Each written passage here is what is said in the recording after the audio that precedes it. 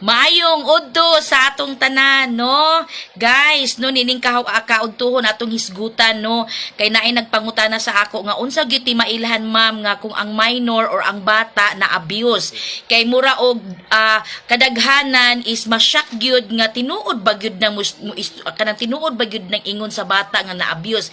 Yes, kami nga mga social worker 120% gyud mi nga once ang bata mo istorya, mo testify, mo ingon nga gihilabtan siya sa iyang papa or anybody else nga nakahilabot sa iya, tinuod gyud na siya.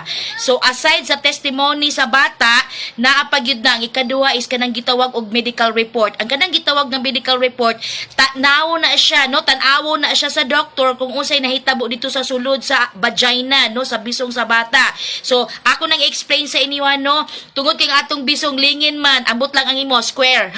Pero kadaghanan o tanan man gyud nga bisong lingin or circle man gyud siya. So unsay buti pasabot ana? Kumingon ang doktor didto nga 12 o'clock laceration. So sama sa rilo nga 12 o'clock na ay laceration ang bata, na ay samad. Kung may 6 o'clock laceration, sa 6 o'clock po nga position, sama sa orasan, ning ana po ang samad sa bata. Mao na siya timailhan nga nasudlan na gyud ang bisong sa bata. So klaro kay na siya, ila pag yung tan-awon kung pila ka finger ang masulod sa bisong sa